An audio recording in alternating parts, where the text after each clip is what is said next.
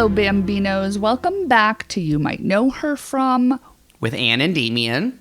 We are here with you this month in a little bit of a different capacity, obviously because of the SAG-AFTRA / WGA strike. We are standing strong with the actors and the writers and decided that it wasn't really the right vibe to release an actress episode this month. As you know, actors are not able to promote any current work that is their screen work. Obviously, there are different contracts at play for Broadway actors and for talk shows and a variety of things, but we just wanted to be on the right side of everything because we here are a actress-centric show and we are obviously standing with the union. So we assume all of you are too. At the time of recording, the WGA has been on strike for like 7 or 8 weeks and SAG-AFTRA just started. So who knows how long everything's going to be going. But Damien and I are here with you as always. And we're just going to see where everything takes us. Obviously, we don't know how long the strike is going to happen, but we'll be here with you while it's going. And when it's over, we will be here too. Yeah, so just bear with us. We're sort of like figuring it out as it's happening. And I think we will continue to figure out what it looks like as it goes on. So bear with us. And, you know, we hope you enjoy what we're putting down. And we're also open to, you know, suggestions. We were talking about like, oh, should we, you know, book club a union movie? Like, should we book club Norma Rae? I've actually, this is to be transparent. I've never seen it. It's a blind spot. Oh, I haven't seen it in years. And I think I remember that the love interest is played by, oh my God, now I can't say the actor's name. He was married to Jessica Walter. We love him. He's super handsome. Rip Torn. No, God, I hope not. I do love Rip Torn. Ron. Treat Williams. His name is Ron. He's hot. He's hot. We love him. Anyway, I can't say his name, but I think he's a great theater actor. Anyway, I think he's in Norma Rae. We'll see if I was right on that. Maybe I was wrong. But have you guys seen Norma Rae? It feels like an important film. And I do love Sally Field. So I'm ready to tackle it if you are. Yeah, I'm here for it. Let's do it. Are you looking up who the love interest is in Norma Rae? Yeah. Well, I was actually looking up to see who Jessica Walter was married to. Ron Leibman. Was she married to Ron Leibman? We love Ron Leibman. She was in it until, I guess, 2019, which is that's when she passed. He was married to somebody else cool. Okay, here we go. Damien, I know you're going to have an... Oh, my God. He was married to Linda Lavin, folks. She is a great actor. She is. I take issue with Linda Lavin, though, because of her... It's not even her Rose's turn. It's her Some People that exists on the internet. I've never seen her, obviously, do Gypsy because I was unavailable. I was a shot. But I've seen clips of it, and I find her choices to be fascinating. We've tried. I would love to talk to her about it. Same. But I wonder how Ron... I think maybe it looks like they got a divorce right around that time, so... Ooh, Madame Rose made it happen. I'm going to say that I think that whatever that version is that exists online is not the set that existed in the revival of Gypsy that... You know, she replaced Tyne Daly, right? So whatever is filmed is on some weird set with a huge staircase, and you're like, why is she running up and down the stairs? Like circular, this is awkward. Yeah. So we can't blame her for the staging of that. Linda Lavin, do you want to come on the show and talk about it? I feel like I'm ready to do it. She has declined. She did. She did. Maybe someday. I'm ready to talk about Norma Rae. I love Ron Leibman. He's a man. Put him on my list. I'm a big fan of his. The list is getting so deep, folks. If you don't know, if you're new to the show, this is our show where we, queer folks, best friends, actress aficionados, meet up. We typically do this. We BS about pop culture, what's going on in the news, what's going on in our personal lives, what's not going on in the news, but things that we are interested in. And then we usually interview an actor, a woman actor. But Anne has this ongoing gag that's been going on for years pre-show that she'd be like, that's a man I care about. That's a man I care about. And like literally the list but is... But the idea was that there's very few of them. But now it's adding up. My brother, I said something the other day and I was like, oh God, I love Tommy Lee Jones. And my brother was like, really? And I was like, anything he does, I'll watch it. I love every single thing he does. He's so mean and grumpy. I think he's a talent. I just love him. And my brother was so shocked, and I realized, yeah, he's on my list. Wait, you said Tommy Lee Jones, and I heard Tommy Lee, big dicked ex-husband of Pamela Anderson. Yeah. And I was like, I know you love him also. I know. Well, I think that he's problematic. I don't know if he makes the short list. But. No, he's not on the short list, but I was a person, you know, I don't know that I'm proud of this because I think it is a consent issue, but as a person that really sought out celebrity sex tapes very young, obviously theirs was the first very big one. But I did watch it, and it was they were very in love. It really was not like a pornographic sex tape or like a hardcore porn sex tape. It really was like a cheesy, sweet married couple, like having a lot of sex on their honeymoon. That did make me like Tommy Lee, but I think in hindsight, maybe he's not a good egg. Tommy Lee has this thing that I think I've told you about, that both he and Sammy Hagar, who's like the replacement David Lee Roth in Van Halen, both show up on John Travolta's Instagram comments constantly. Oh, okay. Wishing his daughter Ella a happy birthday. I haven't heard anything about Ben, the youngest, but they seem to be good friends with JT. So I don't know if that is a positive or a negative. I think it has to do with him hanging out a lot in Florida, which seems to be the MO for both of those men I just mentioned. Interesting. As discussed, John Travolta's Instagram presence continues to be fascinating. And you know, I will be watching that movie that he and Katherine Heigl have coming out. If it comes out in the theater, Anne, let's go support it. 1,000%. I have to remember the title of it. I thought it was fake. It was like something Amore, and like her last, and like Katherine Heigl was playing a character named like Angela exactly. Amore. That's Amore, and yes, her name is Patty Amore. I think like my mom, Patricia Amore. If we can get your mom, Patty, to come see it with us. It's great. She's going to be in town in 2 weeks. Great. I'd love to see it with your mom. Yeah, perfect. It's been a very odd summer for me so far because I've spent so much of my summer in Missouri, and I happened to go to the state of Florida for the first time with my entire family. We put ourselves in a van and drove down to, I'm not going to say the great state of Florida, but the state of Florida, and stopped in Mississippi on the way and on the way back. We got to see Tupelo, Mississippi, and we got to see the town where... Did you listen to Shit Town, the podcast, S-Town? I listened to a bit and then I stopped. It was wild, but anyway, it takes place in this town in Alabama, and we found the coordinates for this guy's house, John B. McLemore. So for those of you S-Town fans, we stopped in a tiny town in Alabama. But really, the point of this is just that it is a real experience to be a full-grown adult. I'm the youngest in my family, and Damien is a real birth orderist. And I've never felt more like, you know, the youngest in the family than when on a 7-day road trip with my entire family. It really is wild to wake up, eat every meal, go to bed, and then drive in a car for 13 hours with everyone in your family. And honestly, nobody killed each other. We did okay. But that was the big event of my summer. I mean, that is the big thing that has happened. And Florida was pretty. The beaches are very pretty there, but there were a lot of Let's Go Brandon flags. So it was uncomfortable. So I know we have a lot of Florida listeners. We love you. We see you. We know there are queer people in Florida. We know not everybody is a Let's Go Brandon person in Florida. As somebody from Missouri, I understand the horrors that you face and the judgment that you get from other people in other states, but it was a lot. What was the most like childlike you felt on the trip, if you're comfortable sharing with our audience? Like the most... Let me think about it. So my brother is like really good at planning and organizing. So he will just like wake up at 4:30 in the morning and get everything done. And so then I would be like, okay, what can I do? And he is so good at all of that organization. But then I would like wake up from a 30-minute nap and he will have set everything up on the beach for us, which is glorious. I'm not complaining about having to do very little work, but I was like, oh, I'm just going to sit back and let this happen because my brother is so good at it and he is so kind and generous. But it reminded me of as a kid, like we had cats and dogs, but when you would walk past a hairball on the steps on your way down from bed, I would just pretend that it wasn't there, that I didn't see it. And then my parents would walk by with paper towels and be like, did anybody see this? And I'd be like, oh my God, I really didn't see it. Oh my God, I'm so sorry.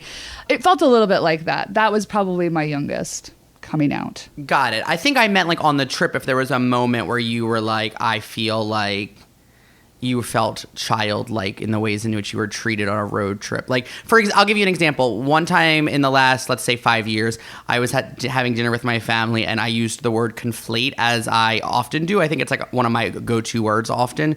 But I used it and I used it correctly.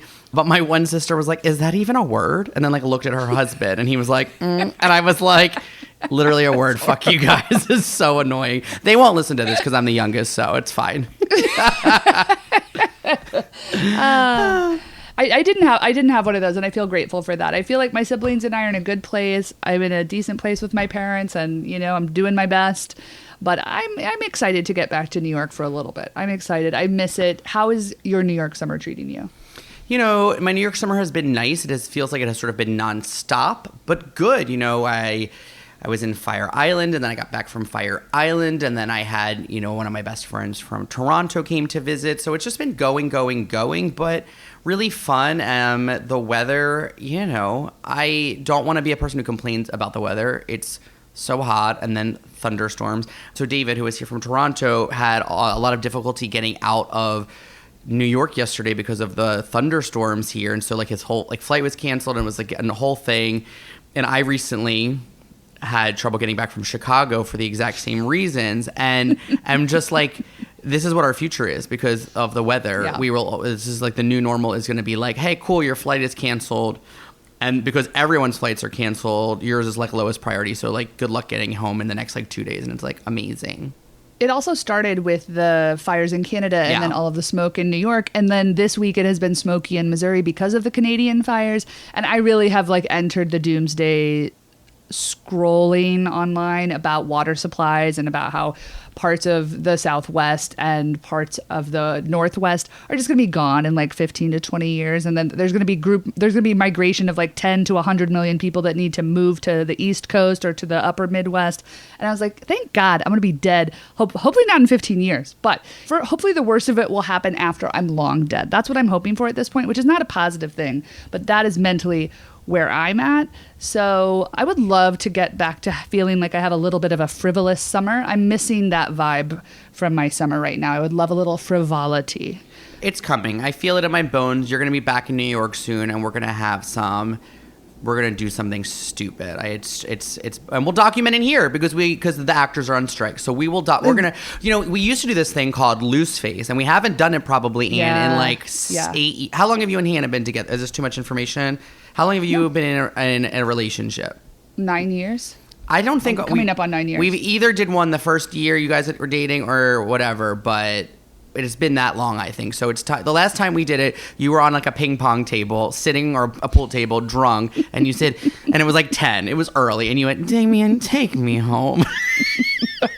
And I was we used to puke a lot more. I was just telling my sister I was I think I didn't puke this year, and that's great. I think if I could keep it to 1 puke a year with each passing year, that'd be nice because I spent a significant amount of my 20s and 30s puking, and I don't have a huge problem with it, but would I like to avoid it? Yes, because now that feeling lasts about 36 hours. I'm sorry to say that I do think you puked once this year. I think we did something. We were both very drunk. Hungover the next day, and I think we both vomited. I can't remember what it was, but I remember being wow, last night was crazy, and you were we didn't talk until 4 p.m., and I was I've been sick all day, and you were Damien, I vomited all morning, and I was okay, cool, we're both old, but but we're still fun, we're still fun. Yeah.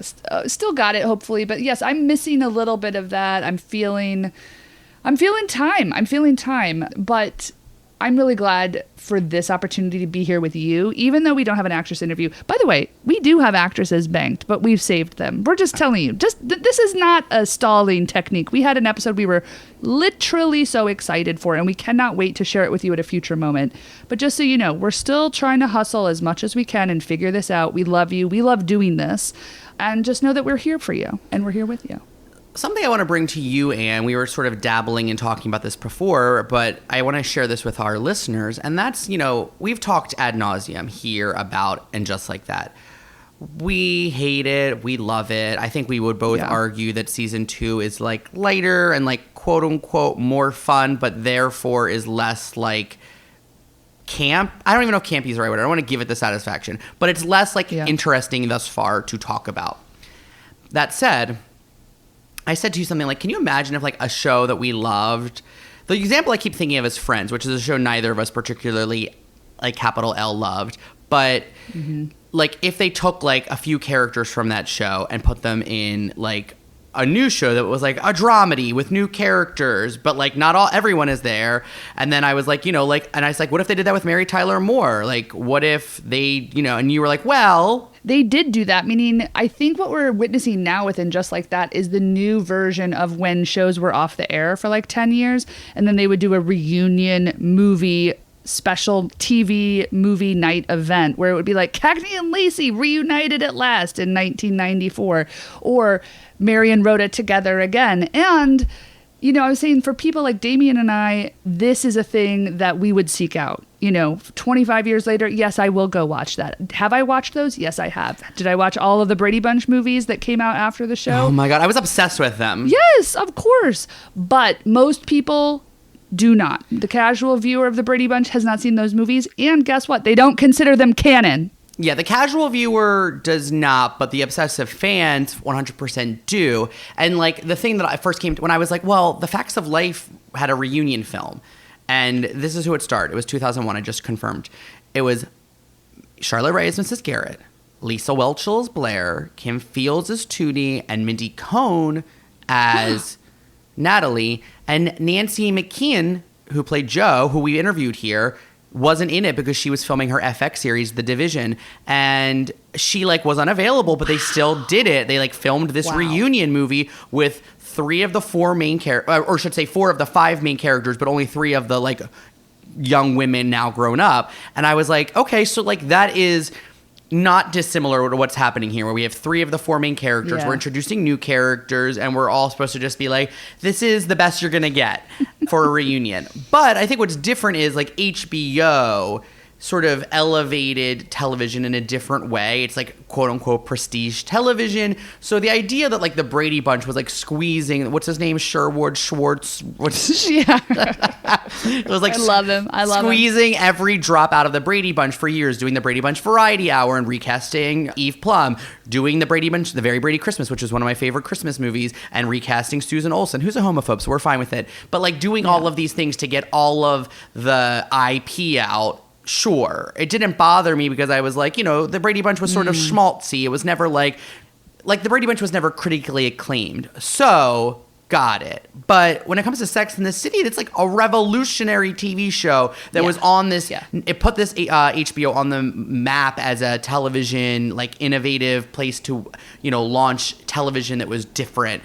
And so like the fact that we're squeezing the Brady Bunch movie version out of Sex and the City is just surprising. I completely agree, but I really do think, I just think it's going to be long forgotten in the history books of television. People like us are going to be bringing it up in 35 years, but what do you think? I don't think anybody else is going to think about this unless they get Kim Cattrall back and they somehow figure out a way to make the show about women in their 50s and 60s if they get Kim Cattrall having sex, like actually having sex and addressing that instead of whatever this bullshit is that they have happening right now. Like, I want more elder sex. The show was revolutionary because it featured a lot of sex and women talking frankly about sex, and it's not happening on the reboot.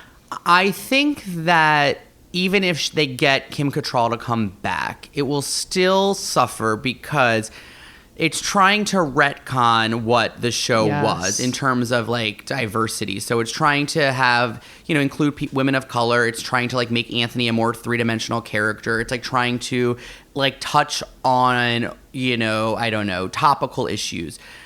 I part of me is into it and I understand, but then part of me feels like now the show like won't ever be the 4 of them again because now it's already been committed to expanding the friend group. Unfortunately, I think they lost the plot a little bit because there's so many characters and they can't really honor all of them. So I don't know. I feel like they're kind of damned if they did, damned if they didn't. But you know what you do? You don't reboot a show that's like that. You reboot pieces of shit. You reboot Superman. Exactly. You reboot like you reboot big properties, big blockbusters, shit like that. I guess that's what this was. I don't know. I could talk about it forever, but I also while we're talking about elder sex, it was brought to my attention today that there's going to be an older Bachelor. Yeah. And I didn't know about it. Naomi told us, and I'm so glad that she did. You were already very well aware, but I was not prepared for what this man was going to look like. And then when I saw his face, I said, why did I think it was going to look like anything else?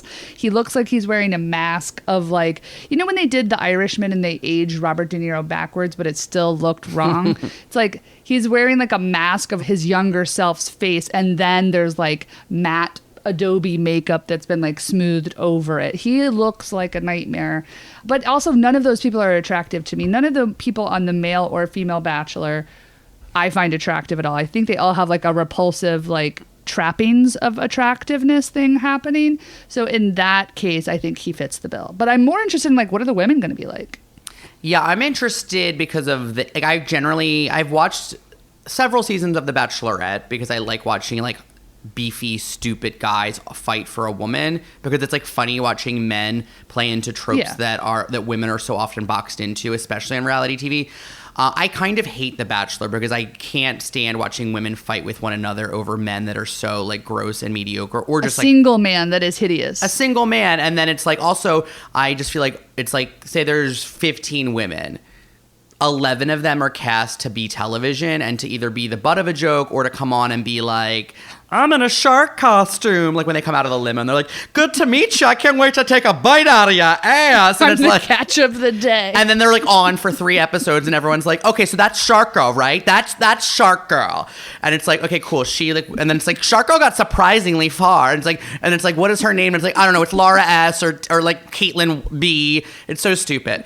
And then there's like the other 4 women are literally like, it's like a teacher, like a nurse practitioner, like someone who works for NASA, and like somebody's in medical sales, always medical sales. And I know that those women are people that like producers were boots on the ground showing up and like we're like handing business cards out and we're like, hey, what do? Would you ever be interested in like a docuseries? We're actually interested in matching people up. We have a great Bachelor. I think you're right in his wheelhouse. He really and like they get those women, and that's one of them always wins, because that's what they want, is to like give the idea of real relationships and love. But then they cast a bunch of people who are either being manipulated and used, or who are happy to be clowns because they want to get more Instagram followers and be able to sell like flat tummy. This is my manifesto.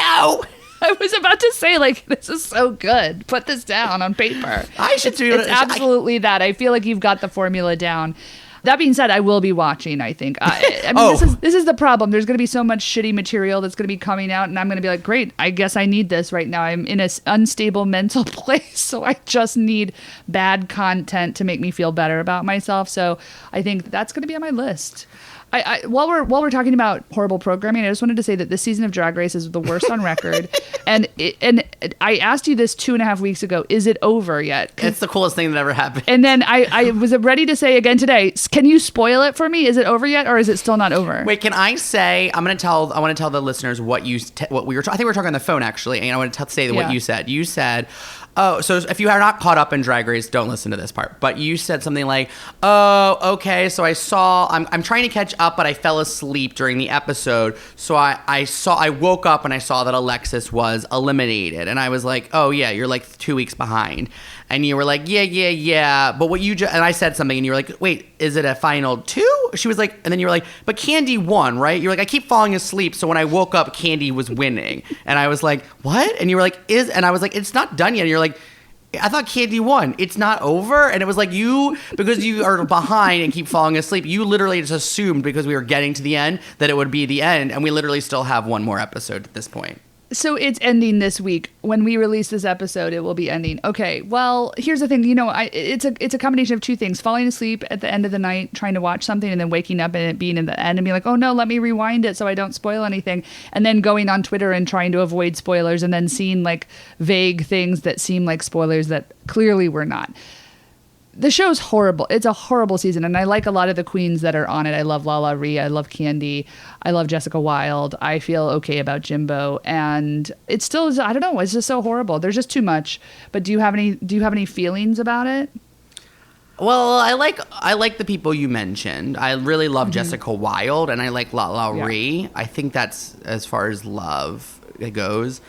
But yeah, I don't know. I just find it to be like, I think that they thought that was going to give like a lot of underdog stories and a lot of like people getting to sort of break out of the original, like, oh, I was a dark horse in my original season, or I didn't get to even show anything in my original season because I went home so early. But I think unfortunately the show, like a lot of the girls missed the mark, or like the show didn't set up them well for success with the challenges.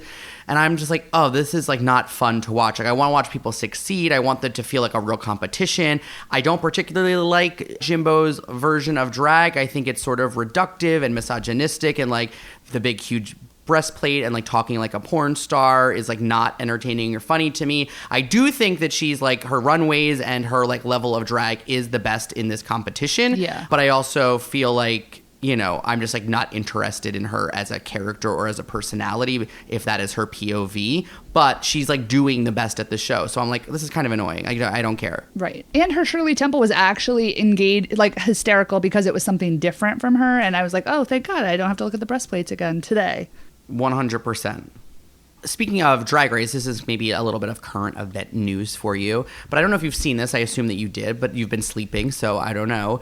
That they recasted the new season of We're Here, the HBO series, and recast like Shangela, Bob, and Eureka. And I'm going to say I haven't seen the entirety of those original seasons. I just like bits and pieces here and there, but I'm really delighted by the people that they recast, which includes Priyanka and Sasha Velour, who are both fine and great, but the person I love so much is Jaida Essence Hall, who I truly believe is like such a star. Same. And such like a throwback to like pageant drag, but also like a really funny and smart person online. Also, she's such a cute boy. She also makes all of her outfits. Her makeup is like incredible, and I like love her so much. And I feel like she was such a slow burn winner on her season, and people were slow to catch on. But I feel like it like slowly, you like literally watching her star rise, and so I feel like this is such a huge deal for her, and I love her so much. So I will be watching that show now.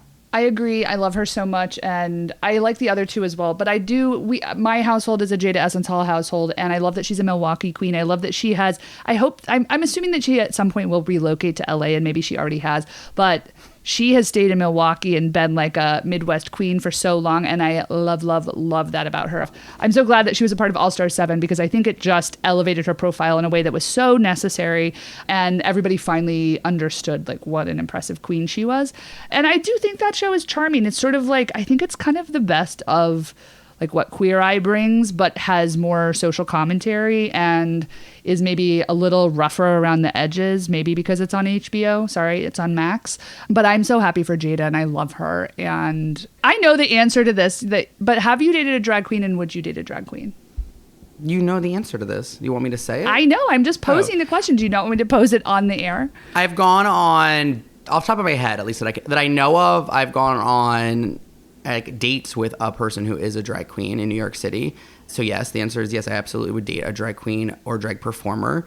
Yeah, and I've hooked up with people that I discovered were drag queens, but I didn't know they were drag queens, but that Instagram told me. This is a question not because there's any judgment, or that I would assume there would be any judgment on your part. It's mostly because I think like dating somebody that does drag means like long late hours, lots of makeup, and somebody that's also in the media world.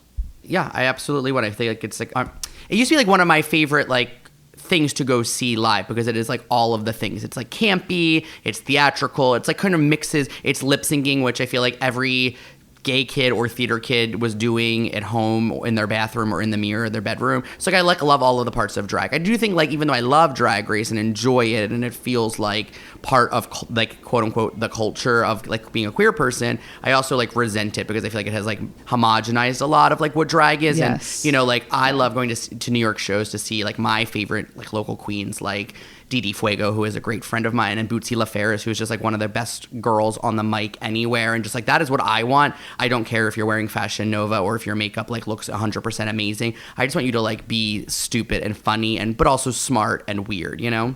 Yeah.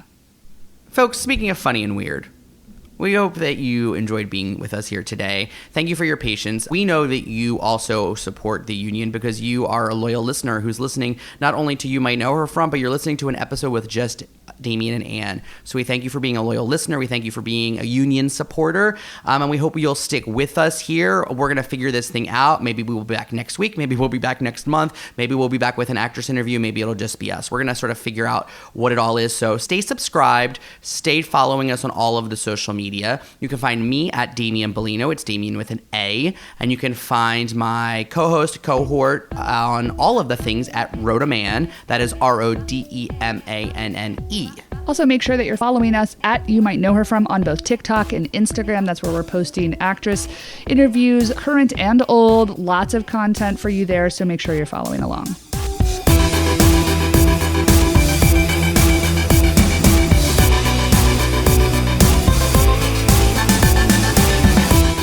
didn't know, the show is produced by us, Ann Rodeman and Damian Bellino. We are entirely independently produced. We want to thank our consultants at Grumpy Entertainment. They are the ones that keep us on track and keep us sane. That's Jason Jude Hill and Daniel Sears.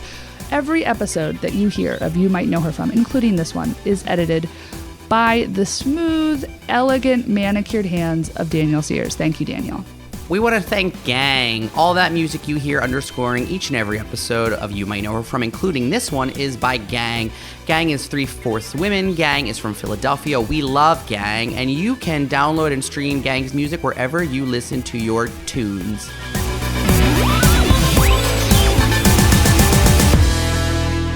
Are you into the Barbie movie or are you not into the Barbie movie? Just one word. Reluctantly. I'm in the same boat. I'm on board. I'm intrigued. The media campaign has given me exhaustion, but I'm kind of excited against my better judgment.